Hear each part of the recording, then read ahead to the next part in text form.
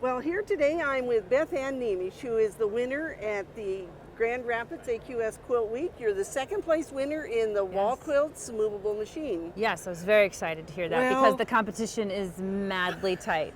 Yeah.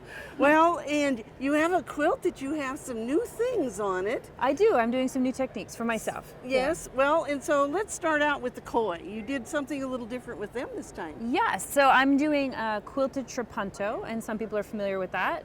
So basically it involves putting the quilt on the machine twice. The first time with batting only, and quilting some elements with batting only, which included all of the scales of the koi and also some of the flower details.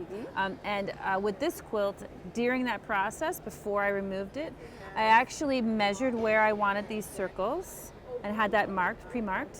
I laid a piece of fabric over it and used a round circle template, quilted through it, and physically cut the quilt through, and then use with real scissors. Real scissors, yeah, like a stabbing. And then would you pull that under? Pull that through. Oh my! Yes, but in the middle between that, I put an empty tube of fabric that then I flipped to the inside.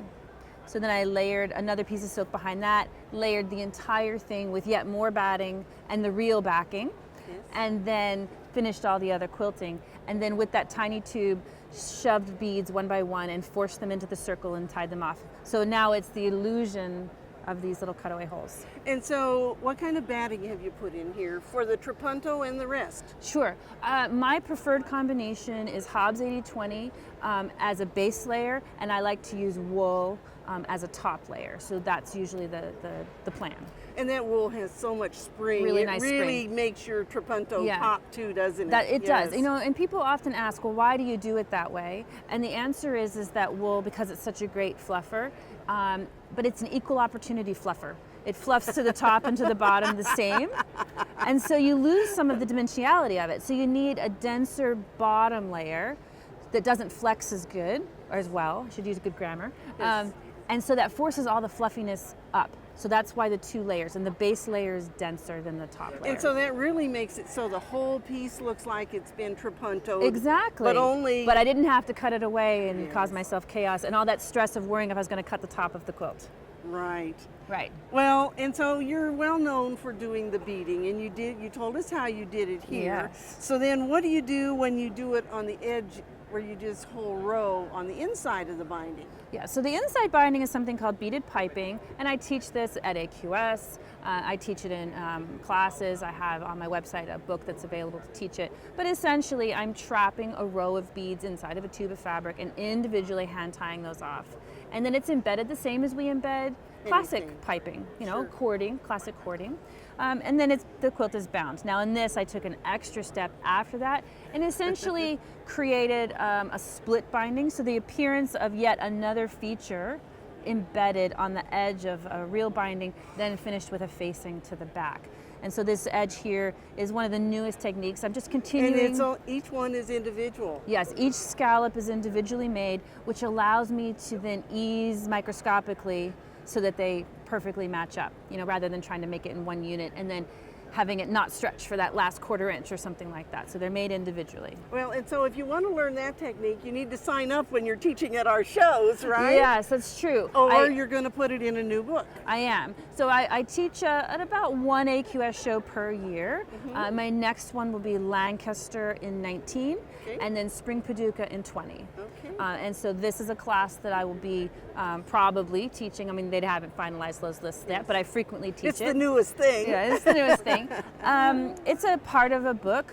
Devil is in the Details is my current book, and the new book, tentatively titled The Devil is Still in the Details, because that's really creative and special, Right. Will be an expansion of these concepts, which will include this reverse curve multi-sized beading, and that will be available on my website, which can be found with my name or whitearborquilting.com. Okay, and so, people want to know, how long did it take you to make this quilt? Well, the snotty answer is 22 years. Yes.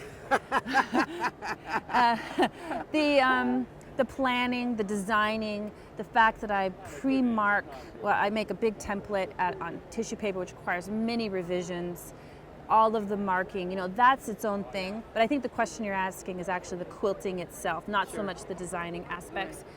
This quilt was about a 300-hour quilting and another 250 hours beading. Yes, so it's a long process. And it's a rare bird who's interested in spending an extra 200 hours just to put the binding on. Yeah. Yes, for sure. Right. Well, okay, now I know I can see subtle changes in your quilting thread. So what have you done different with that? So I like so many of the varieties of quilting thread that are out there, and I have friends and acquaintances who are doing beautiful things with a lot of high contrast. I am really a traditionalist though at heart, and I like the feel of that sort of tone on tone, but at the same time, for this one, I really wanted to capture the mystery of the swirling water where these koi fish are. So there's actually two colors of orange. They're closely related, but you can see a subtle color shift. And then I can see some shadows that kind of run through here and up Absolutely. through here. And then it's sort of in rows. So this row here and this row here is a gold thread, where this area here and this area here is a orange thread. So then there's some subtle shifting there, which changes the look from being an orangey to a gold kind of feel. But this is a hand-dyed piece of radiant silk. I actually had to dye it 3 separate times. Well, I didn't dye it. I dyed 12 yards of fabric. 3 different pieces, right? 3 different pieces, because I kept feeling like that one was too autumn colored, this one was too this, that one was too that, because I really wanted this sort of monk saffron color, this perfect combination of a cheerful yellow and orange together, because the inspiration here is my childhood in Japan and the Buddhist monks of Japan, the koi fish, the time I spent sort of circles. Yes, and so this is representing a yen coin, which are pierced coins, being tossed into the koi pond for luck. Yes. Well, and you know what? It looks really good with a red ribbon on it. Good luck so far. Good luck so far. Well, congratulations again. Thank you. And we hope you'll enter your quilts in AQS Quilt Week. The rules are already available on our website, which is quiltweek.com. And the first deadlines come in October. Yeah, they're earlier than you think, so you have to think ahead. Yes, so go take a look at those rules and enter your quilts, and maybe you can be standing here talking to me one day, That right? would be wonderful. Wonderful. Thank you.